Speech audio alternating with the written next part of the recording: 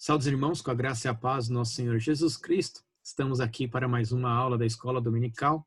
Hoje nós vamos ver como alguns teólogos foram importantes para o desenvolvimento da teologia, para o desenvolvimento da fé cristã, e que isso estava independente, isso aconteceu independente da igreja estar sob o controle daquilo que nós chamamos de Igreja Católica Romana. Eu vou sempre bater nessa tecla, pois esse é um problema comum que nós temos de entender que a Igreja Protestante passou a existir somente depois de Lutero. Mas quando nós olhamos para a história, sempre existiu homens na Igreja comprometidos com a fé cristã, comprometidos com Deus em busca de uma verdade para melhor compreensão da nossa fé, melhor compreensão de questões relacionadas ao nosso relacionamento com Deus, para então ensinar o povo de Deus nos caminhos do Senhor. E é isso que nós vamos ver um pouco hoje. Vamos então à nossa aula. E aí está, nós vamos ver teólogos importantes. O escolasticismo sofreu e ainda sofre muitas críticas na história. Talvez você seja um desses que estudou história, que estudou filosofia e que então olha para esse período do escolasticismo e fala que foi um período ruim, que não tem nada a nos oferecer. Contudo, foi ele o responsável por um ambiente favorável para o surgimento de importantes áreas do pensamento, não só o pensamento cristão, mas como do pensamento filosófico, que favoreceu o surgimento de teólogos importantes na história e por doutrinas que ainda são discutidas em nossos dias e que são fundamentais para a compreensão da nossa fé. E é isso que nós vamos falar hoje. Antes disso, vamos aos textos bíblicos que direcionarão o nosso estudo de hoje. Provérbios 1:7 diz o seguinte: o temor do Senhor é o princípio do saber, mas os loucos desprezam a sabedoria e o ensino. Tem muitas pessoas que dizem que é inútil, para que eu preciso saber tantas coisas a respeito de doutrina? Porque buscar o conhecimento, buscar sabedoria é um papel daqueles que conhecem a Deus. Deus espera que nós busquemos sabedoria. Quando nós olhamos lá para a criação, Deus falou para Adão, né? Todos os frutos, né? De todas as árvores podereis comer, só menos o fruto do conhecimento do bem e do mal, ou aquela árvore, né? Do conhecimento do bem e do mal, do fruto daquela árvore. Contudo, o que nós vemos é que Adão não estaria ali só para comer e dormir. Adão tinha que cultivar e tinha que guardar o jardim. Era ele o responsável por fazer essas coisas. E é interessante como Deus, então, traz os animais na presença de Adão para que Adão possa nomear estes animais. E qual que é a importância de Adão nomear estes animais? A partir do momento que ele está dando nome, ele está declarando o seu governo sobre aquilo que ele está nomeando. Ele está declarando o seu domínio sobre aquilo que está recebendo o nome. E aí, então, entra um detalhe bem interessante, pois Deus poderia ter feito isso, mas não foi Deus que fez. Deus espera isso de Adão. Então, Adão, para dar nome àqueles animais, ele tinha que acompanhar a vida daqueles animais. Nós podemos dizer que Adão foi o primeiro cientista, pois ele observou os costumes, os hábitos daqueles animais para poder dar nome àqueles animais. Não era um fato simplesmente romântico de olhar e falar assim, nossa, como é fofinha esse animal com o pescoço comprido, eu vou chamar então de girafa. Não, o nome foi dado de acordo com as características daquele animal. Dar nome tinha a ver com a essência daquele ser. Então, Adão, ele olha, estuda, entende e depois Adão nomeia. E para que isso aconteça, então, há uma busca da sabedoria por parte de Adão para poder dar nome à criatura de Deus.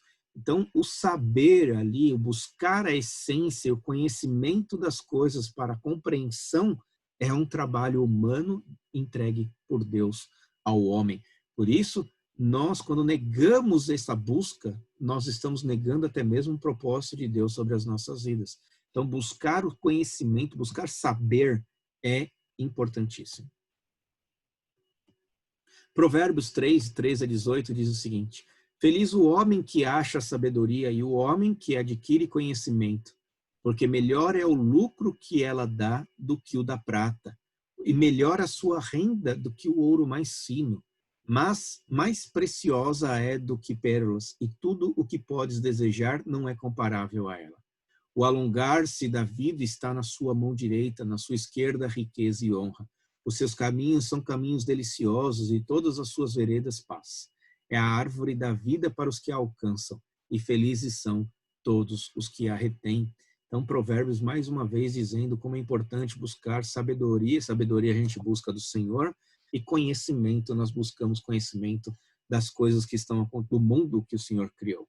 Então, é aquela dupla revelação, né? Deus revela por meio da sua palavra e por meio das coisas criadas. Então, por meio da sua palavra, a gente busca sabedoria. Por meio das coisas criadas, nós buscamos conhecimento, para que então possamos ter vida longa, né? Vidas melhores, para que possamos então aplicar estas coisas para o benefício do homem. Então, Deus nunca proibiu a ciência, Deus estimulou a ciência, né? Então, é mais preciosa do que pérolas e tudo que pode desejar, porque o conhecimento não tem, ninguém pode tirar o conhecimento de você, ele sempre será útil, independente da circunstância que você estiver. Então, é importante buscar conhecimento e sabedoria. E Romanos 11, 33 a 36 diz: Ó profundidade da riqueza, tanto da sabedoria como do conhecimento de Deus. Quão insondáveis são os seus juízos e quão inescrutáveis os seus caminhos. Quem, pois, conheceu a mente do Senhor? Ou quem foi o seu conselheiro? Ou quem primeiro deu a ele para que lhe venha a ser restituído? Porque dele, e por meio dele, e para ele são todas as coisas. A ele, pois, a glória eternamente. Amém. Veja como Paulo pega a sabedoria, o conhecimento e contempla Deus por meio dessas coisas. E ao contemplar Deus, ele vê o tamanho da glória do Senhor e questiona: Senhor, quem pode ter alimentado isso? Porque todos nós recebemos conhecimento por meio de outras pessoas, por meio da observação. Mas Deus tem esse conhecimento a partir do nada. Ele criou todas as coisas do nada. Então, ele louva a Deus, ele exalta ao Senhor, a ele, pois, a glória eternamente. Amém. É esse o propósito da ciência, é esse o propósito do conhecimento, da sabedoria. O propósito é fazer com que a gente admire a criação cada vez mais. E quanto mais nós conhecemos deste mundo criado, mais nós podemos olhar para Deus e ter uma compreensão da sua grandeza. É belíssimo. Então, não neguem o conhecimento. E esses 3 homens que nós vamos falar hoje são 3 homens que mostraram este profundo desejo por conhecimento. O primeiro dele é Anselmo. E Anselmo, ele foi um arcebispo de Canterbury, na Igreja da Inglaterra. Viveu de 1033 a 1109.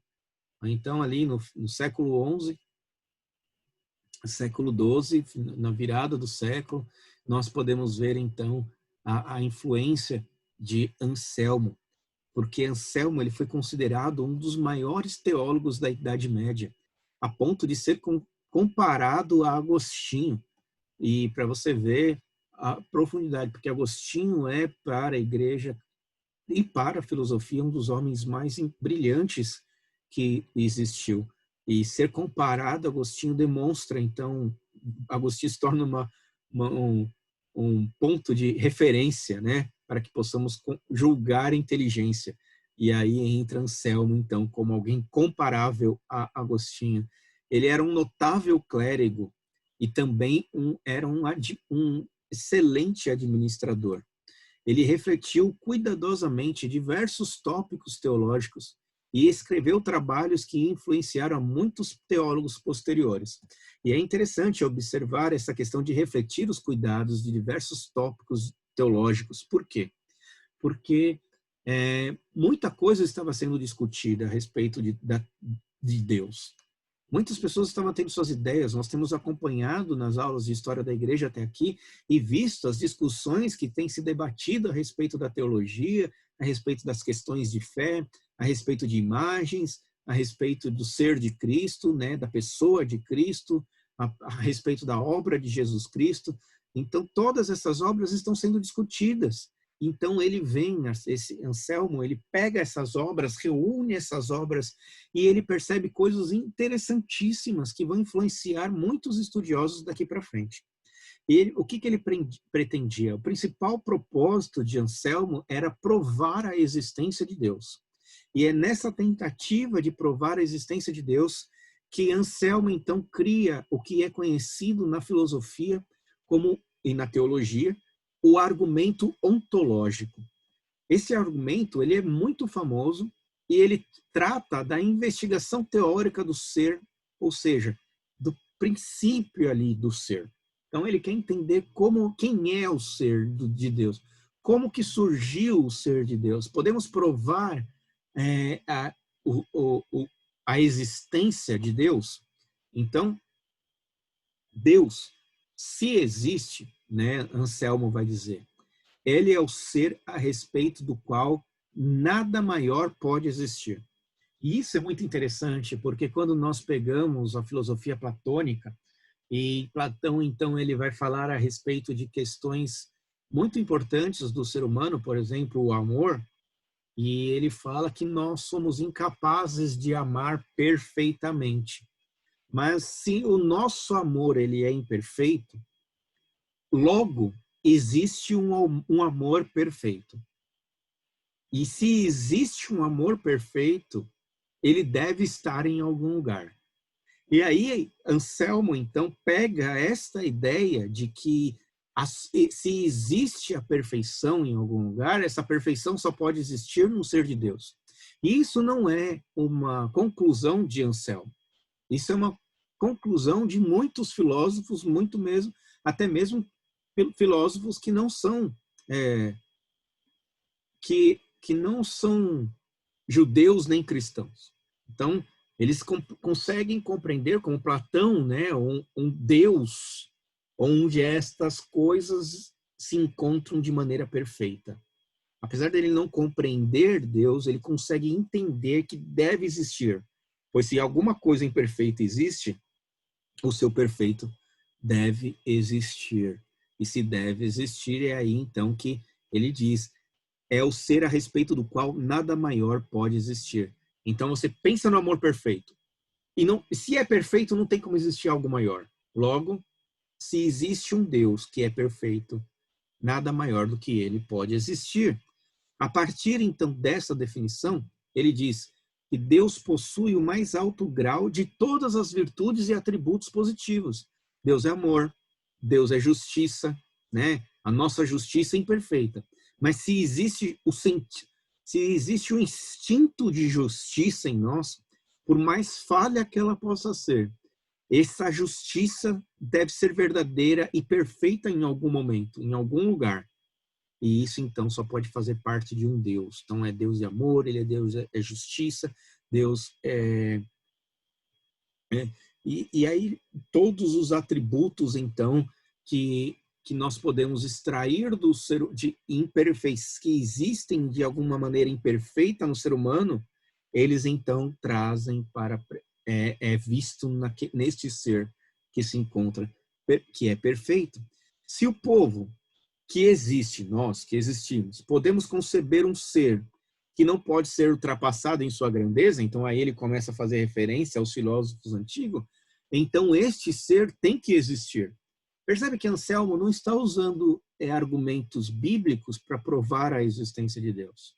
Ele está usando meios verificáveis, né, para poder, então, aplicar a existência de Deus.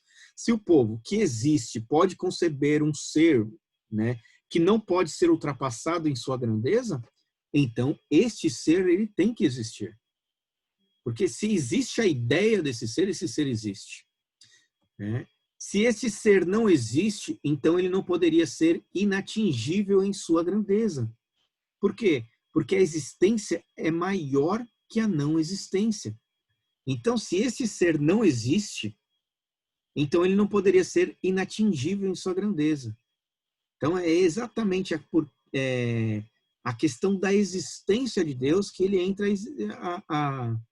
a questionar. Se existe uma grandeza, existe o ser, então, que possui essa grandeza. Se esse ser não existe, então, ele não poderia ser inatingível em sua grandeza, porque a existência é maior que a não existência. Ou nós nunca poderemos alcançar esta grandeza, porque ele é inatingível, porque ele é superior. Nós somos parte, nós somos criatura, imagem e semelhança, e não a coisa. E aqui ele desconstrói também o pensamento panteísta, né?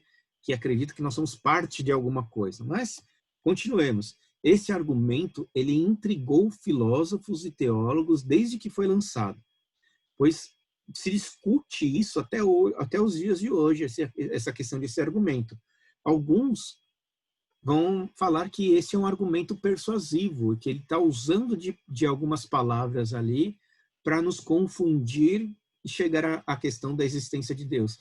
Mas quando nós entendemos exatamente que ele está dialogando com a filosofia para mostrar o quê?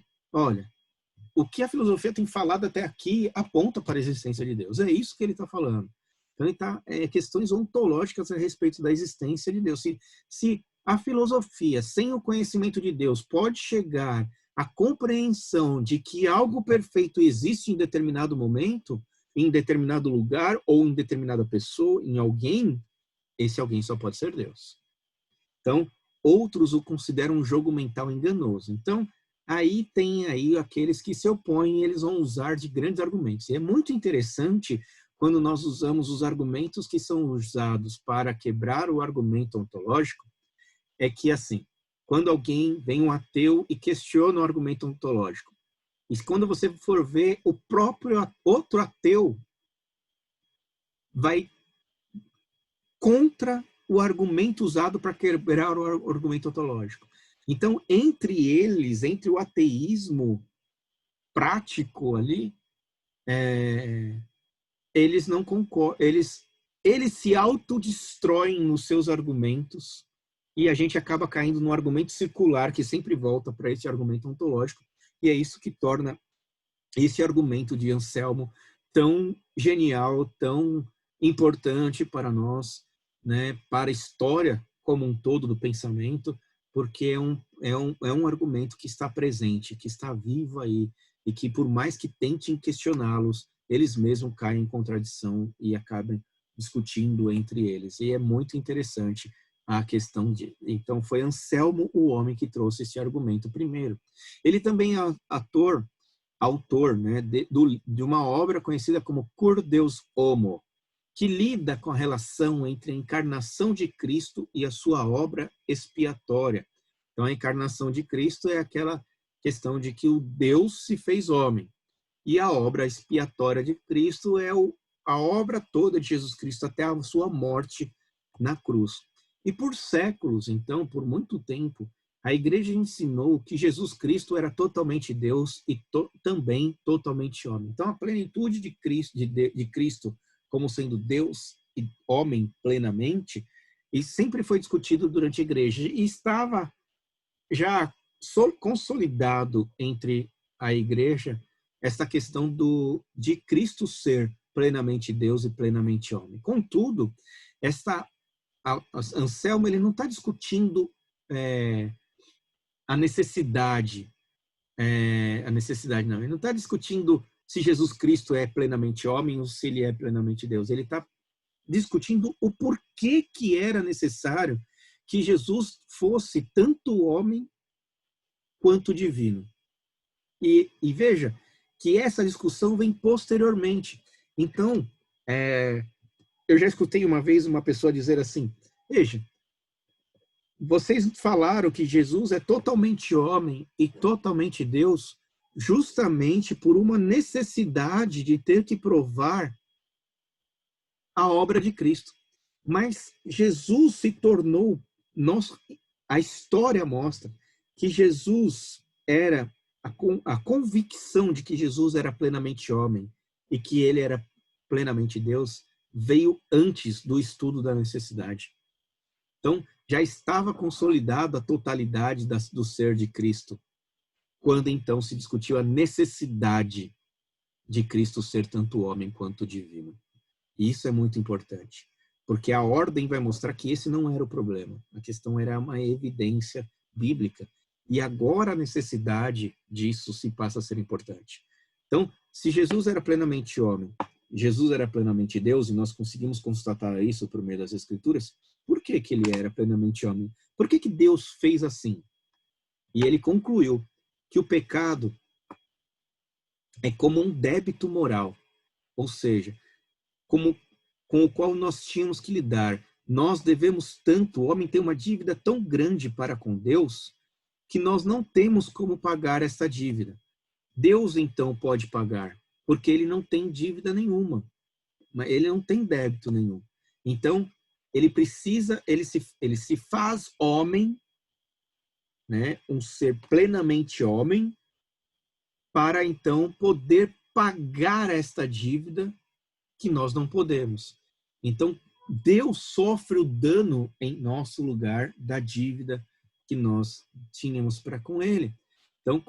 Então apenas o Deus homem pode tanto ser o devedor como também pagar a dívida, pois ele tem como pagar. Então, para ele pagar, ele precisa ser plenamente humano, ele precisa se fazer devedor para então poder pagar essa dívida. E é aí que então Jesus Cristo, plenamente Deus, se faz plenamente homem para então poder pagar.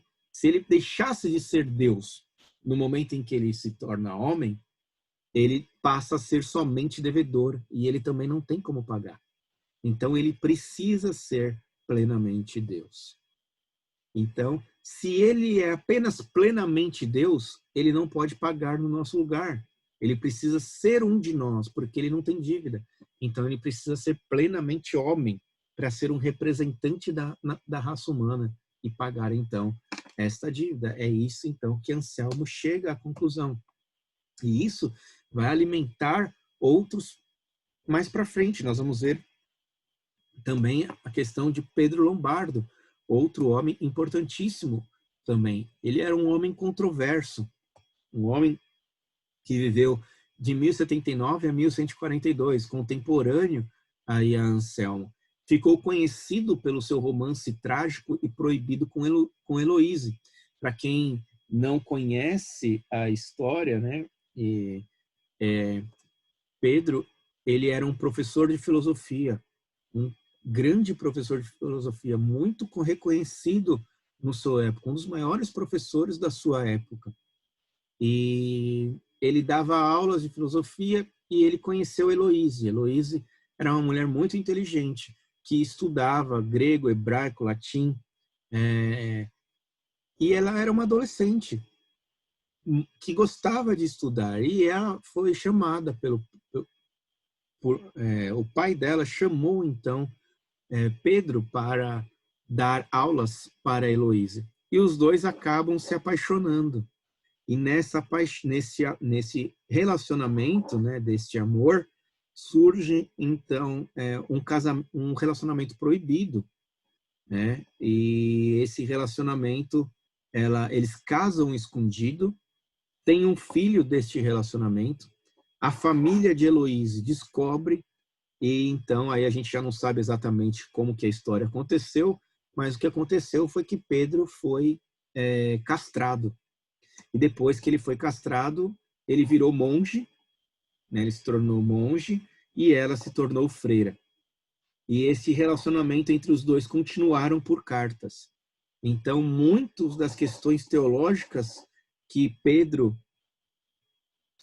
que Abelardo discutiu foi justamente questões de dúvidas que Heloíse tinha. Então, ele era um homem extremamente brilhante e muito, muito inteligente. A história mostra isso em diversos sentidos.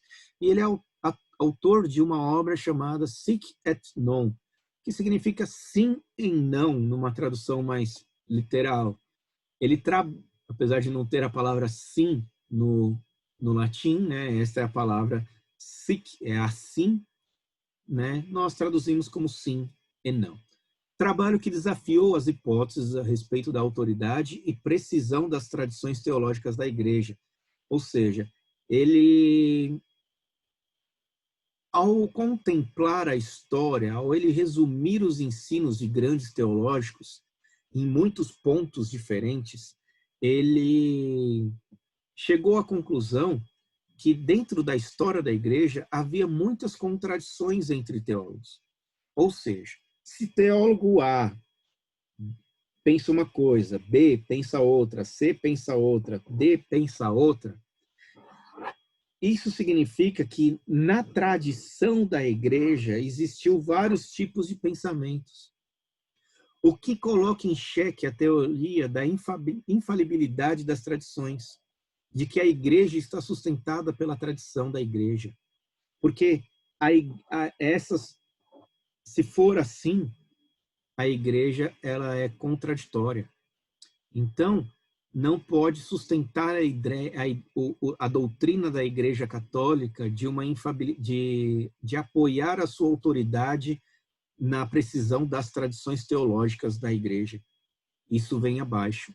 Então, veja, nós estamos falando de um período do século XI, ali no finalzinho do século XI, onde você tem um teólogo que está mostrando e provando que a Igreja não pode se sustentar, a Igreja Católica, a Igreja Romana não pode chamar a autoridade para a precisão das tradições teológicas, pois nunca houve precisão nas tradições teológicas.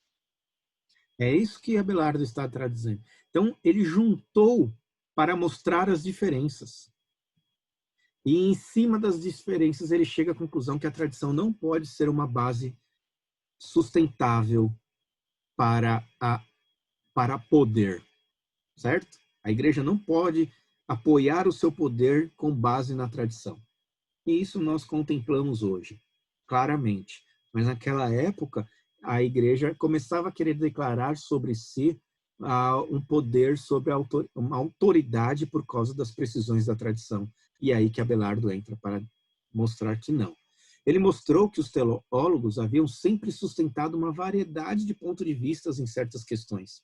Questões difíceis, por exemplo, cada um teólogo tinha a sua opinião a respeito daquilo. E a tradição, a partir disso, não era infalível e não falava como uma só voz. Logo, não poderia ser sustentado. Anselmo também discutiu uma outra questão com relação à expiação de Jesus Cristo. E essa questão da expiação, a partir de Anselmo, é muito interessante. Ele apresenta uma teoria sobre a expiação que é diferente da visão de Anselmo. Abelardo, ele argumenta contra Anselmo que não havia um débito moral da humanidade que precisava ser pago. Tudo era uma questão de amor. E dizer que Deus pedir o pagamento seria minar o próprio amor de Deus. Ou seja, se Deus está esperando que a gente pague alguma coisa, ele não está sendo um Deus que ama. Né? Se a gente deve alguma coisa para Deus e Deus está cobrando isso de nós, Deus não ama a humanidade. É isso que Abelardo está falando. Diferente de Anselmo, que falou que nós devemos para Deus. É moral a nossa dívida para com Deus, mas nós devemos. E Deus, como um ser justo, exige que nós paguemos essa dívida. Só que Anselmo vai dizer que, se assim for, isso não é amor. Deus não ama a humanidade. Acontece que, sendo assim, a morte de Cristo na cruz foi primeiramente uma manifestação e um exemplo de amor de Deus pela humanidade. Ele vai afirmar isso, né? Que Cristo morrer na cruz foi simplesmente amor. Mas que amor? Amor pelo quê? Na verdade, quando Cristo morre na cruz, então, simplesmente para mostrar amor por nós e não para pagar uma dívida que existe, o que está acontecendo aqui? Significa que Deus não amou o seu filho. E a Bíblia é contundente em mostrar que Deus amou o filho. E ele nos ama a nós a partir do filho. Então, o amor de Deus por Jesus Cristo reflete em nós que cremos em Jesus Cristo. Então, Abelardo, tentando exaltar o amor de Deus, ele anula o amor de Deus a partir do momento em que ele fala que foi simplesmente por amor, por dívida alguma. Pois, se não existe dívida, mandar o filho morrer na cruz não é um ato de amor para com o filho. Então, Deus não amaria o filho e amaria a nós mais do que o filho, o que não é uma evidência bíblica. Bernard de Clairvaux discordou, pois não teria sido amável da parte de Deus crucificar seu filho, simplesmente para demonstrar a extensão do seu amor. Como Anselmo argumentou, a crucificação é um ato de amor, porque Deus pagou o débito que a humanidade carregava. O plano de Deus de enviar seu filho para morrer na cruz prova o amor de Deus para conosco e prova o amor de Deus para com o filho, pois somente por causa do amor ao filho é que nós somos aceitos, porque a obra de Cristo foi perfeita em obediência ao Pai. E aí a gente vê a extensão do amor de Deus para conosco por meio do Filho. Isso é lindo. Então, este argumento, nesta questão, veja que Abelardo, ele levanta uma questão importante, mas ele junta as informações mais para, então, exaltar as diferenças. E segundo, ele traz uma ideia de expiação na tentativa de demonstrar o amor de Deus, que na verdade acaba anulando o amor de Deus. Só que ele ajuda a gente a entender que a igreja não pode se basear na tradição da igreja, e nós não devemos manter firmes, então, na tradição dos apóstolos. Nesta, sim, é infalível. Nessa tradição bíblica, a tradição dos apóstolos, ela é infalível. Pedro Lombardo, esse é o terceiro e último, ele é um homem sistemático. Viveu aproximadamente de 1096 a 1164. Então, são três homens geniais que viveram em períodos no mesmo períodos ali, que são do mesmo tempo, contemporâneos. Mesmo que Lombardo ele não tenha sido um teólogo criativo, como foi Anselmo, ou um teólogo especulativo, como foi Abelardo, porque Abelardo nós vemos que ele especula, né? Ele junta as questões para ficar especulando, e também a questão da expiação. Pedro Lombardo, ele possui uma mente altamente sistemática e é muito hábil em adquirir conhecimento. O que ele fez? Ele juntou todas as obras dos teólogos. Ele fez quase a mesma coisa que Abelardo fez. Abelardo juntou e exaltou as diferenças. Lombardo juntou e exaltou as semelhanças entre elas. E a partir dessas semelhanças, ele então organizou essas semelhanças em ordens de pensamentos. E aí surge então o Libre Quatuor Sententiarum, né, que significa 4 livros de sentenças ou 4 livros das opiniões. Este livro, ele junta, né, ele sintetiza grande parte dos ensinos de Agostinho, 80% do pensamento que ele sintetiza é de Agostinho. Então, ele pega o pensamento de Agostinho. Então, ele vai falar a respeito do ser de Deus. Ele vai pegar tudo que Agostinho falou a respeito do ser de Deus e vai juntar aquilo. Ele vai pegar tudo que os pais da igreja falaram a respeito do ser de Deus e vai juntar aquilo. Sobre expiação, ele vai juntar tudo que Agostinho falou a respeito de expiação e tudo que os pais da igreja falou a respeito de expiação. Claro que vai haver divergências entre eles, mas o que ele vai pegar? Aquilo que é comum entre eles, aquilo que eles então concordam em tudo, todos eles concordam, e aí ele vai organizar isso e tornar então aparecer para a gente a primeira teologia sistemática que foi da Idade Média e a base para todas as próximas teologias sistemáticas. Então, quando nós vamos ali pegar uma obra de teologia sistemática hoje, essa obra de teologia sistemática teve como princípio, teve como base esses primeiros estudos aí de Lombardo, Pedro Lombardo. Outros acadêmicos continuaram a interagir com o trabalho de Lombardo até o tempo da Reforma. Como um estudante dos escritos de Agostinho, ele sustentou uma visão esclarecida, agostiniana a respeito da predestinação, ajudando então a estabelecer um alicerce teológico firme para que outros pudessem construir depois dele. Então ele vai pegar essa questão da predestinação, da eleição, e ele vai fazer um estudo profundo a respeito disso, da predestinação. E é isso que vai servir de base para os reformadores. Então, veja, falar que a predestinação é algo criado por Calvino é uma mentira histórica, né? Pois Agostinho falou muito bem a respeito da predestinação e muitos que se seguiram falaram muito bem a respeito da predestinação e Pedro foi um desses que cooperou para essa compreensão de como funciona a eleição, a necessidade, né? Se Cristo morreu para uns, alguns, poucos, ou se ele morreu para todos. Então, ele vai dizer, Lombardo vai dizer que ele morreu suficiente para todos. Então, essa ideia da suficiência, né? Ele morreu foi suficiente para salvar todos, mas eficiente somente para alguns, é uma ideia que começa com Lombardo. Conclusão. Aprendemos que não podemos deixar que a ideia da igreja medieval, por ser nomeada como igreja romana, não tenha nada a nos oferecer. Eu falei no começo e eu estou afirmando aqui nesse final e eu estou afirmando em todos os vídeos. A igreja, ela esteve presente desde Atos até hoje.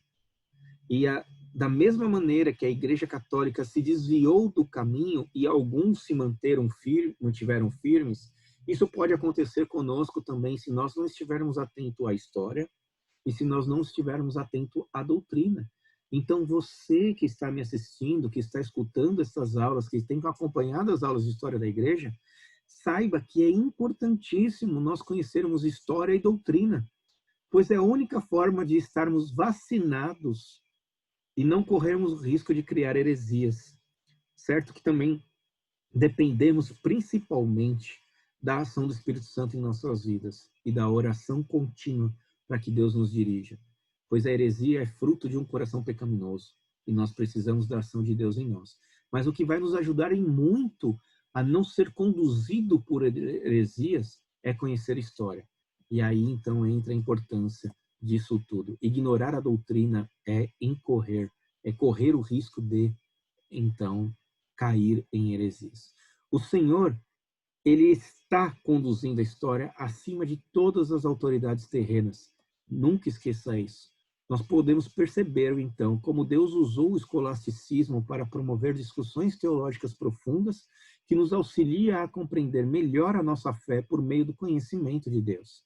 Precisamos dar valor à história, pois Deus está acima de todos os acontecimentos e o conduz esses acontecimentos conforme o seu propósito. Essa é a nossa aula. Que Deus os abençoe grandemente e até o próximo domingo, se assim Deus permitir.